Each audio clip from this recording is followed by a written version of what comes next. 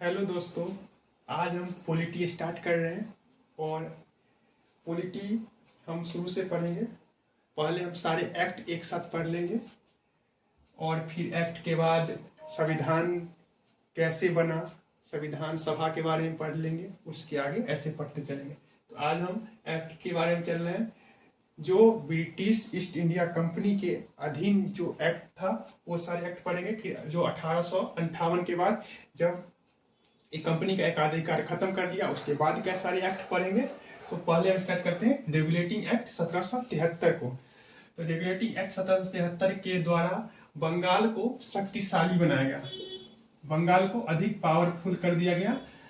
और ये पावरफुल कैसे किया गया? तो जो बंगाल का गवर्नर जनरल जो होता था पहले, उसको बंगाल का पहले गवर्नर होता था, उसको अब कहा जाने लगा बंगाल का गवर्नर जनरल।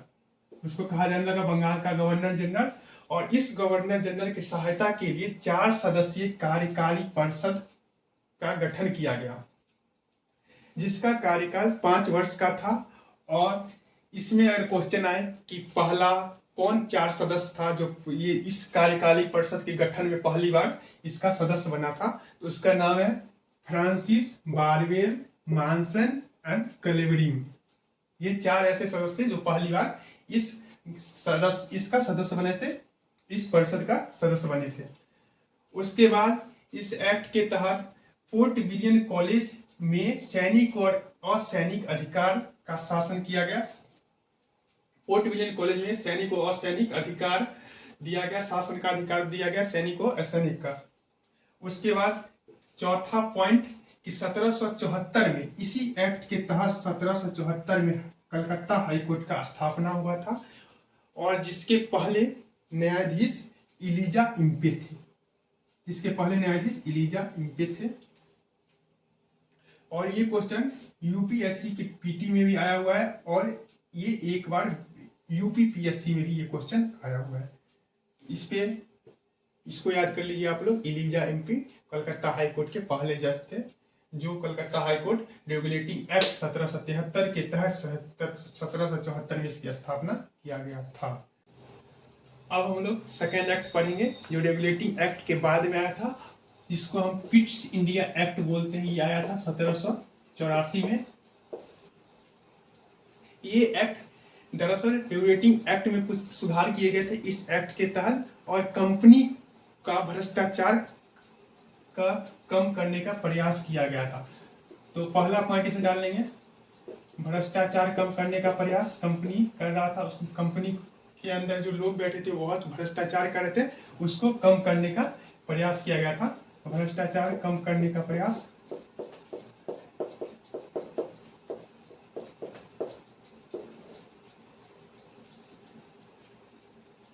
तथा इस एक्ट के तहत बंगाल में द्वैध शासन लागू किया गया था। बंगाल में द्वैध शासन लागू किया गया।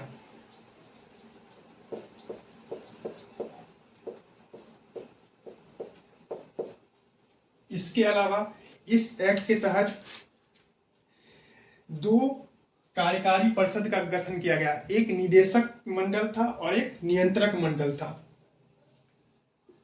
पहला था निदेशक मंडल। इसका क्या काम था? इसका काम था भारत में रहना और कंपनी का व्यापार देखना। भारत में रहना, व्यापार देखना। और एक था नियंत्रक मंडल।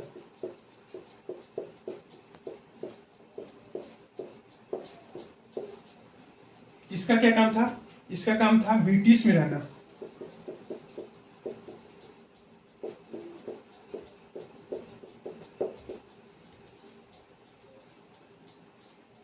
और राजनीतिक कार्य देखना। इसका काम था ब्रिटिश में रहना और राजनीतिक कार्य देखना।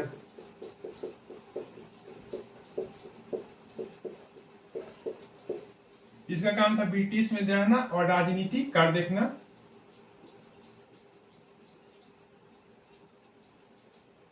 इसके अलावा निदेशक मंडल में पहले कितने सदस्य थे?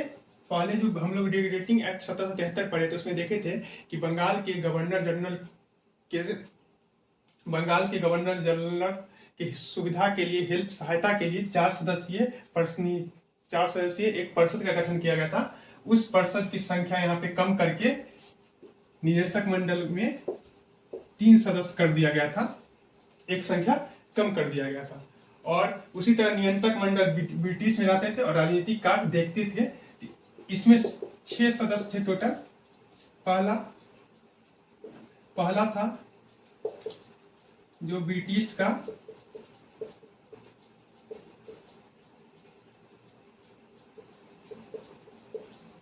वित्त मंत्री और सेकंड था राज सचिव और 4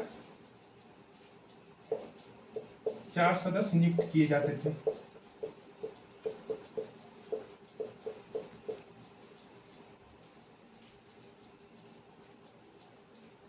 इसके अलावा इसकी ईस्ट इंडिया एक्ट 1784 के तहत कंपनी, इसके तहत ईस्ट इंडिया एक्ट के तहत एक और प्रावधान किया गया था कि कंपनी के जो सदस्य थे वो निजी व्यापार नहीं कर सकते थे और न ही किसी भारतीय से कोई भी उपहार ले सकते थे। ये भ्रष्टाचार कम करने के लिए ऐसा किया गया था। अब हम इसके अलावा नेक्स्ट एक्ट की तरफ आते हैं, 1786 के चार्टर एक्ट पे।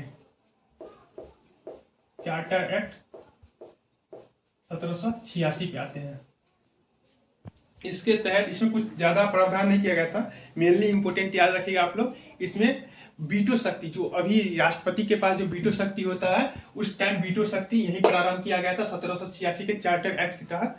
और पहला गवर्नर कौन था जो वीटो शक्ति यूज किया था? तो पहला गवर्नर जनरल कौन था? कॉर्नवालिस था, जो सर्वप्रथम वीटो शक्ति यूज किया था। बस इसमें इतना ही है, इसके अलावा इसमें कुछ खास नहीं है। ये इंपोर्टेंट है, ये आप लोग नोट कर लीजिएगा कि पहला गवर्नर जनरल था कॉर्नवालिस, जिसने वीटो शक्ति सर्वप्रथम यूज किया था। इसके अलावा अब हम चलेंगे नेक्स्ट एक्ट की तरफ। नेक्स्ट एक्ट था 1793 का चार्टर एक्ट। नेक्स्ट था 1793 का चार्टर एक्ट था 1793 का। इसमें भी ज्यादा कुछ खास नहीं था। इंपोर्टेंट रखिएगा याद कि इसमें कंपनी का अधिकार 20 वर्ष के लिए क्या किया गया था? बढ़ा दिया गया था। इसमें कंपनी का अधिकार 20 वर्ष के लिए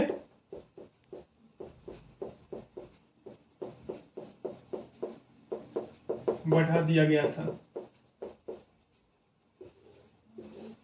इंपोर्टेंट है दोनों में, बस यही 2 चीज याद रखिएगा। अब हम चलेंगे नेक्स्ट एक्ट की तरफ।